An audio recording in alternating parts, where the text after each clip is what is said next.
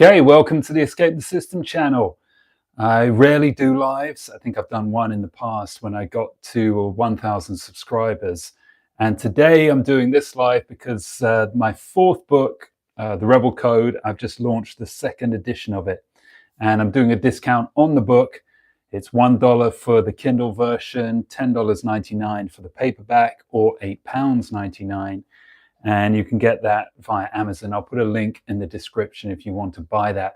I thought I'd very briefly just go through the book. There are 12 steps. The subtitle is 12 Steps to Find Your Place in the World and Win. In the new edition of the book, there are actually 13 steps, although I can't change the subtitle because Amazon won't let me do that.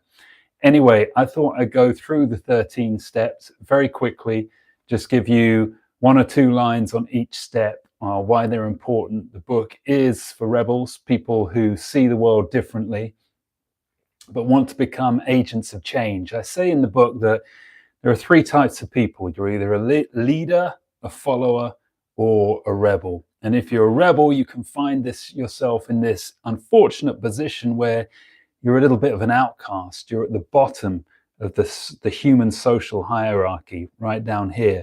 But once you learn certain tools, philosophies, and the things I share in the book, practical tips, you can go from the bottom all the way to the top of the human social hierarchy.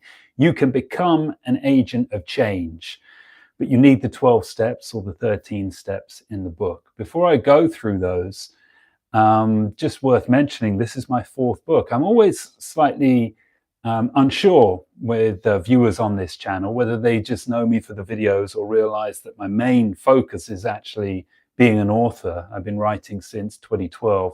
I have 4 books out now, and The Rebel Code is my fourth book. So I never really know. Maybe drop a comment below saying whether you are aware that I actually write books.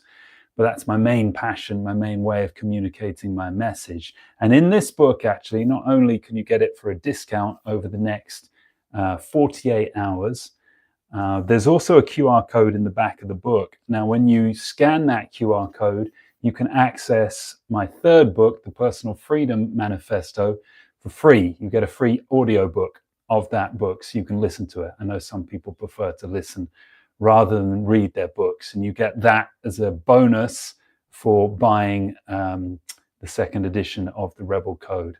That'll always be there. You don't need to buy that within 48 hours to take advantage of that offer. That audiobook QR code will always be there, but the special discount price won't. That's only for the next 48 hours. Anyway, without further ado, let's go through the book very quickly. I'm going to go through each step. As I said, there are 12 steps or 13 steps to find your place in the world and win as a rebel. Step number 1 is create your own world, but don't get lost in it. So we're always being told as people that we should adapt ourselves to the world. And that's fine. If you're a leader or a follower, you are going to succeed through society, through the system. But if you're a rebel, things are slightly different.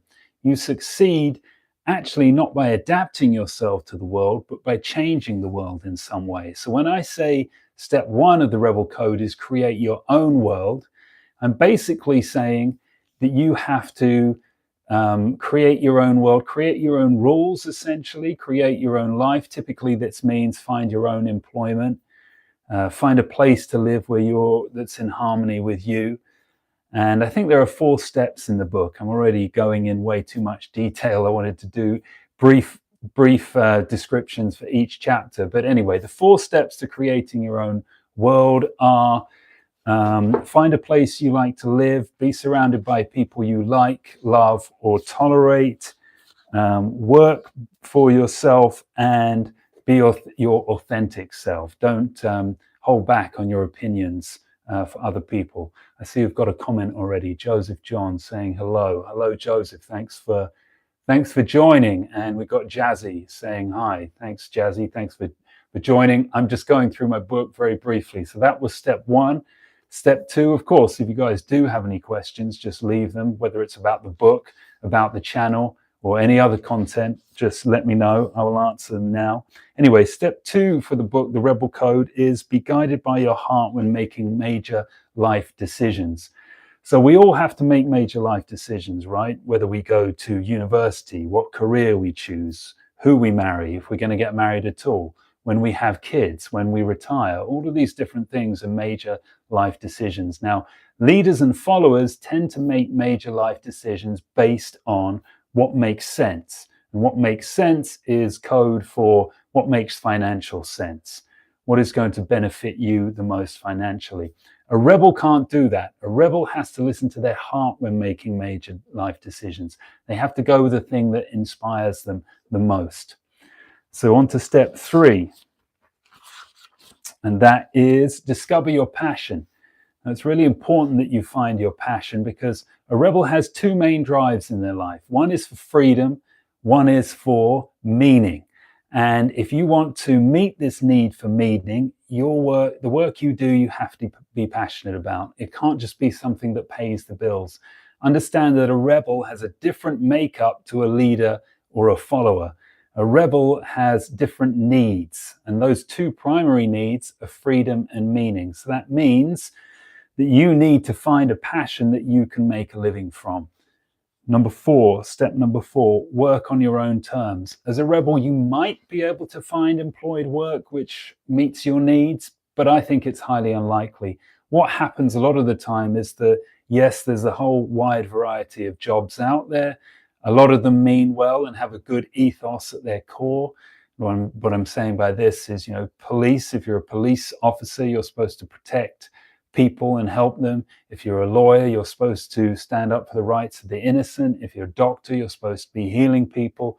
If you're a teacher, you're supposed to be teaching children and educating them. It sounds great in theory, but in principle, all of these mainstream jobs get polluted by the system. Their ethos gets ruined or undermined by this sick society that we live in, and sick focus on making money and greed and superficiality. So when I say step 4, work on your own terms, the way for you to flourish as a rebel is most likely not to have an employed job, is to be self-employed, set your own hours of work, do the work that's meaningful to you.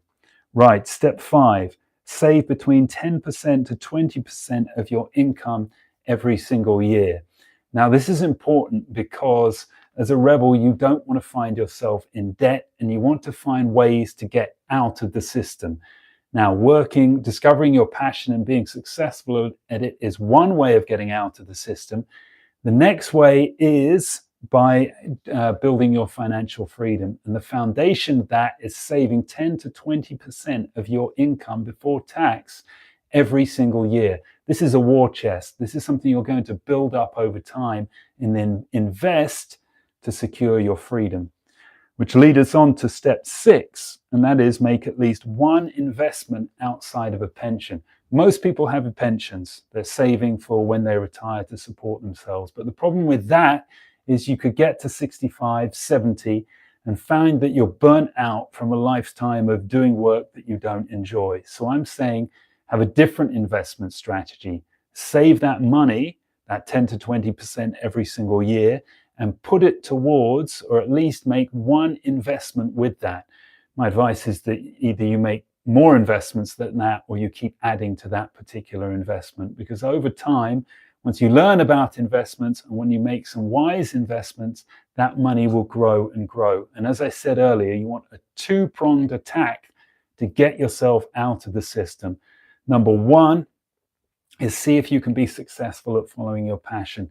Number 2 is investing wisely, so that if you can't be immediately successful at following your passion, then ultimately you can succeed through your investments and you can live your own self-determined life. Or as step 1 of the Rebel Code says, create your own world, but don't get lost in it. So step 7, make time for other people. I already talked about the 2 main drives and needs for a rebel, which is freedom and meaning. And the third one that I just gave away is connection. Just because you're a rebel don't make the mistake of thinking you don't have a need for connection. We all humans have a need for connections. Whether you're a leader, a follower, or a rebel, you're going to need to connect with other people. The only problem is that life as a rebel can be quite isolating, and there is a tendency to isolate yourself while you focus on your life. So I'm warning you against that. Don't do that. Still make time for other people and make time for connections in your life. Step 8, be careful who you marry. Now, this is important, especially important for a rebel, because, as I said earlier, you're spending all this time creating your own world or trying to escape the system. Yet you could put a decade into this, 2 decades into this. It can be a long, hard road, and yet all the hard work you do can be undone if you marry incorrectly, and you end up getting divorced, and you end up losing half of that money you've spent so long trying to accumulate, which is going to lead towards your freedom. So I'm not saying don't ever get married. I'm just saying be careful about who you marry. Right, step 9, protect your mental health.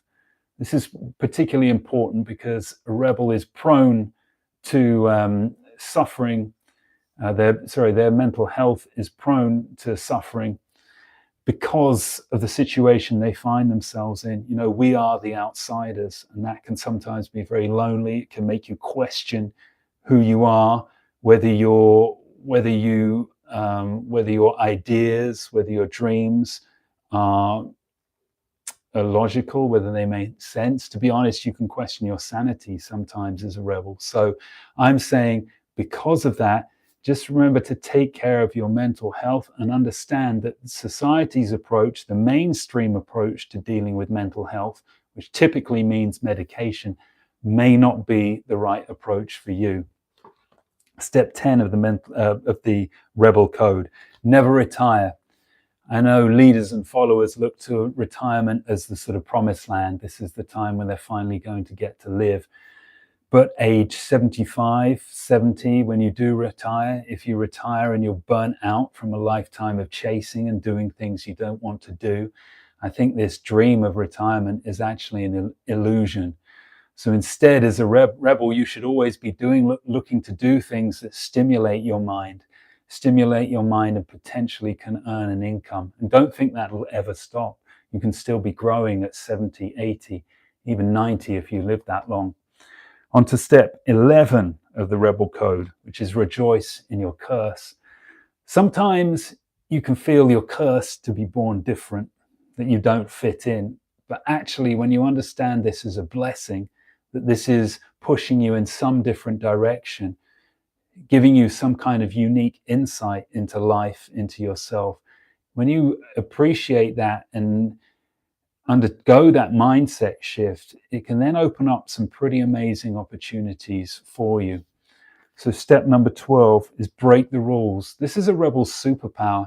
When you learn that you can break the rules and there won't actually be that many consequences, it really unleashes you to do a lot of creative things, to have a lot of impact. And when I say break the rules, I don't mean break the law, but in talking about society's rules, the so-called ways of doing things that we're supposed to be tied towards. When you realize you don't have to follow that approach, it really can empower you. Now, step 13, which is only in the new version of the book, is disengage from the mainstream media. And I truly believe that our minds are the most powerful tool we have for creating the life we want. And if your mind is consumed by trivia that goes on in the mainstream media, or the shock and sensation, this constant attempt they make to put fear into our consciousness, then you're not going to be using your mind to the best of its ability. That applies to social media as well. Social media is different to mainstream media.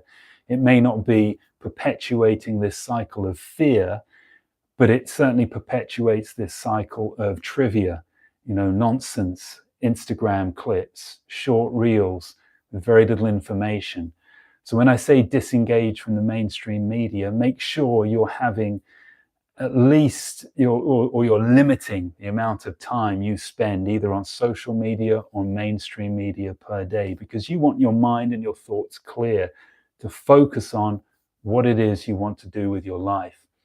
So there it is. That was the quick run through of the book. Quick, I'd say quick. I don't know. I think I spent well over 10 minutes doing that, but I tried to keep it as short as possible.